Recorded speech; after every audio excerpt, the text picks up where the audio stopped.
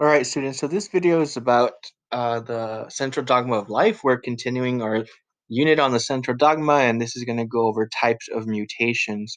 So, what are the goals for you for this presentation? The goals is understand the structures involved in protein synthesis, explain the relationship between DNA sequence and amino acid sequence, and observe the effects of changes in DNA, which are referred to as mutations.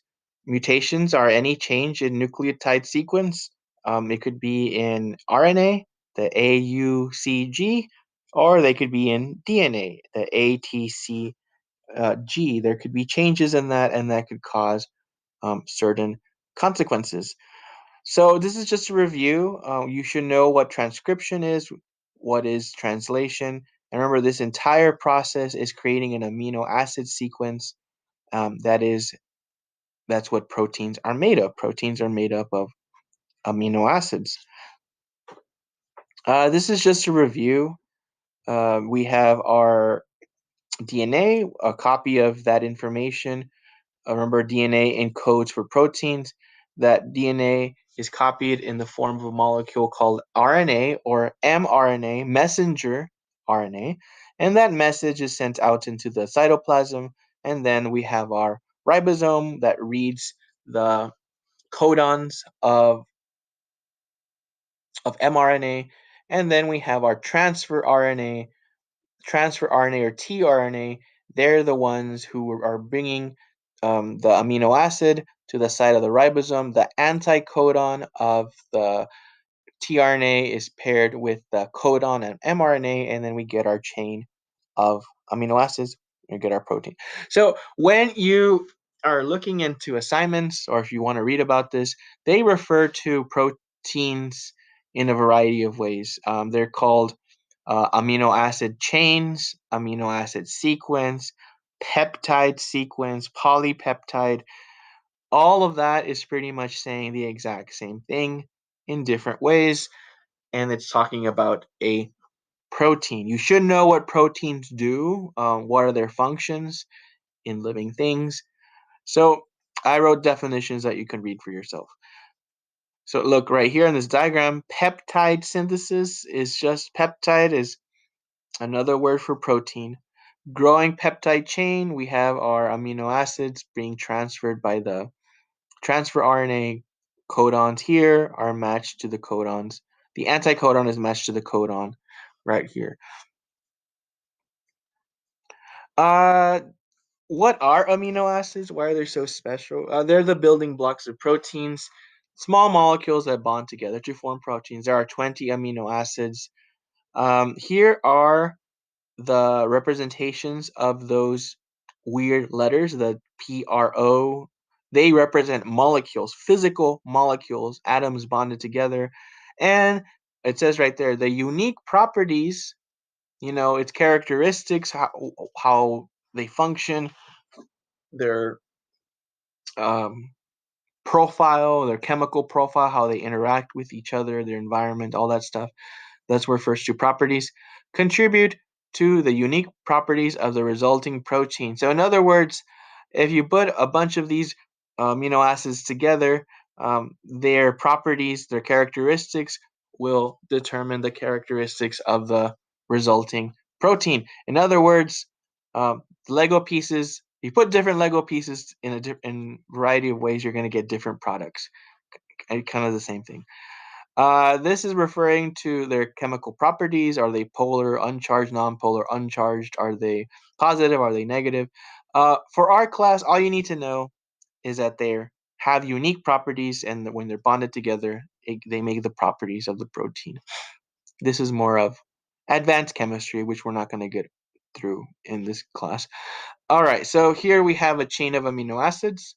Um, we have the MET, the start codon, and all these amino acids. They're going to fold. They're going to repel each other. They're going to stick to each other. They're going to turn into different shapes, and they're going to form a protein. This is called a ribbon diagram. It's just a way of representing proteins. Right here, this is advanced biology, but I wanted to go over it briefly. These are refers to the structures of protein. There's primary protein structure, secondary protein, tertiary, and quaternary. The primary is what we're focused on. It's just a sequence of a chain of amino acids. This is the primary structure. This is where before it folds into different ways by interacting with its environment and with itself. And then secondary is local folding of polypeptide chain into helices or sheets. Sheets, imagine um, the shape of like tiles on a roof. Helices are these, spiral shapes. A tertiary three-dimensional folding pattern of a protein due to side chain interaction. So these amino acids, they're going to interact with each other and they're going to fold in a specific shape. Quaternary, protein consisting of more than one amino acid chain. So we have a bunch of these chains that folded together in special ways, and then we get our funny looking protein. Remember, structure determines function. So the structure, how it's folded, is what's going to determine its function in living things. Um, this lesson is going to be about mutations, and there is an assignment that you have to do, and I'm going to show you how to start it. What is a mutation? A change in nucleotide sequence. In other words, a change in DNA could be the change in ATCG or in RNA, the AUGC. So here we have an example of a mutation. We have our original sequence, the AATCGCGTAC, and then our mutation or change AATCGTGTAC. Though this change can potentially have consequences. And there are different ways that DNA or an RNA can mutate, and this is what this is. Types of mutation. There are many different ways that DNA can be changed, resulting in different types of mutation. Here, a quick summary of a few of those. Substitution. A substitution is a mutation that exchanges one base for another. Change in a single chemical letter, such as switching A to a G. Such a substitution can change a codon that encodes a different amino acid and cause a small change in the protein produced. For example, sickle cell anemia is caused by a substitution in the beta hemoglobin gene, which alters a single amino acid in the protein produced. Very briefly, sickle cell anemia is a genetic disorder. It's where people's blood cells look like a sickle. I tell students it kind of looks like a moon, a crescent moon, and those red blood cells can't carry oxygen really well, and it could cause fatigue, anemia, weakness, not a lot of energy there, and cause pain and all these other things. We're going to go over that in that class. It's a kind of a classic example of a substitution based um, genetic disorder. Number two, change a codon to one that encodes the same amino acid and causes no change in the protein produced. These are called silent mutations. If you remember the codon table, we have several codons that code for the same amino acid. So I don't have the codon table in front of me, but I'm just making this up. So let's say, for example, you have A AAU, and that amino acid that you get from AAU is proline. If I Let's say that maybe AAA, that's a mutation. There's a change. It also codes for protein. It's not going to amino acid for proline. It's not going to change anything. We have the same amino acid. These are called silent. They don't cause noise. They don't do anything. Change in amino acid uh, coding codon to a single stop codon and causes an incomplete protein. So imagine putting um, a stop codon and then it just stops the protein and we don't get our full protein. These can have serious effects since the incomplete protein probably won't function. So here it is, CTGGAG, original one, mutated is CTGGG. Do you see? Substitution, one switched. Insertions are mutation in which extra base pairs are inserted in new place in the DNA. That's kind of common sense in the definition. Insertion, we insert more bases.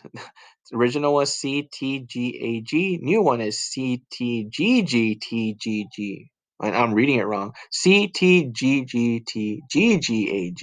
So this is the mutated one, and this is the original one. This could also have these consequences right here. Deletions are mutations in which a section of DNA is lost or deleted. CTGGAG, we take out the two G's, now we have CTAG. Again, potential consequences.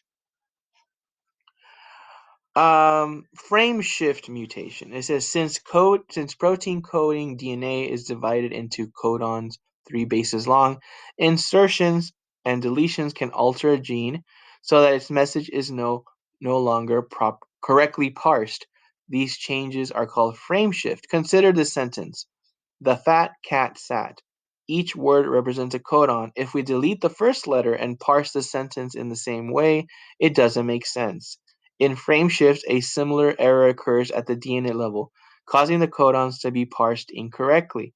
This usually generates truncated proteins that are useless, as hef, atk, ats, at is uninformative.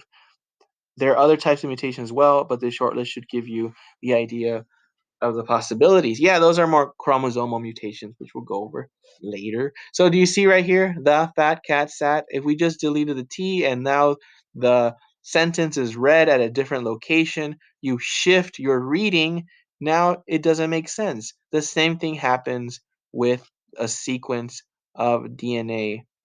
If you change it, you delete or insert, the reading of the sequence is shifted to one direction, and we can have a completely different protein. You're going to practice mutations by using this simulation.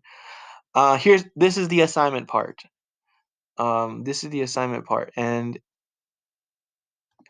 it says click on the link right here and observe protein synthesis. You have an original DNA sequence, and you're going to mutate it in a very specific way. You're going to add a substitution mutation and write what you observed in the resulting protein. You're going to add an insertion mutation, same thing, add a deletion. So let's click on this link. I already had it opened, but you get the point. It says right here, explore how changing the DNA sequence can change the amino acid sequence of a protein. Proteins are composed of long strings of amino acids. Proteins are coded for in DNA. DNA is composed of 4 different types of nucleotides. The A, T, C, G are the bases. Remember, nucleotides are the sugar and the phosphate, and the base is what are represented by the letters. Converting the information in DNA into a protein is a 2-step process involving transcription and translation. In transcription, each mRNA nucleotide pairs with a complementary DNA nucleotide. In translation, each tRNA pairs with a complementary mRNA nucleotide. Thus, a change in the DNA sequence can change the amino acid sequence of a protein. There are 3 basic types of mutations: insertion, deletion, and substitution. Some mutations are silent, meaning that there is no change in the protein, while other can cause major changes in the proteins. All right, so you're going to press preview, and it's going to give you this, and these are controls. Start and continue. The important ones are the start and continue, and the show protein and edit DNA. This is where you can edit and add your mutations, and you can copy and paste your edited or mutated sequence and paste it onto the assignment. All right, so let's see. All right, you should know what the process is. We got DNA to mRNA. Now it's going out into the cytoplasm. And then we have our ribosomes reading the codons 3 base at a time. Anticodon on the transfer is paired, and it brings the amino acid chain. It brings the amino acid into the growing chain. So we have met, pro, glu, ser, liu. I don't know what that is. LLE, gly. All right, so there we have our vibrating protein. Now, I don't like that protein. I'm going to edit it. So make sure, look at how many proteins we have. We have 1, 2, 3, 4, 5, 6, 7, 8, 9. I can't count. One, it keeps vibrating too much. 1, 2, 3, 4, 5, 6, 7, 8, 9, 10, 11. So we have 11 amino acids, and then we have um, it's kind of spinning funny, and we have two green ones, and the rest are yellow. Let's edit this. Let's cause a mutation. Let's add. What do you well? What do you think this mutation is? What did I just do?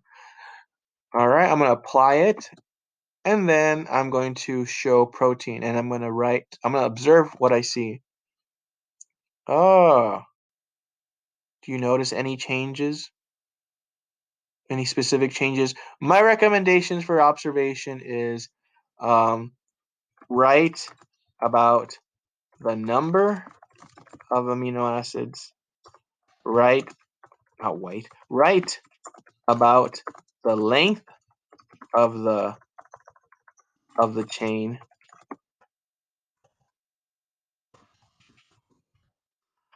Also write about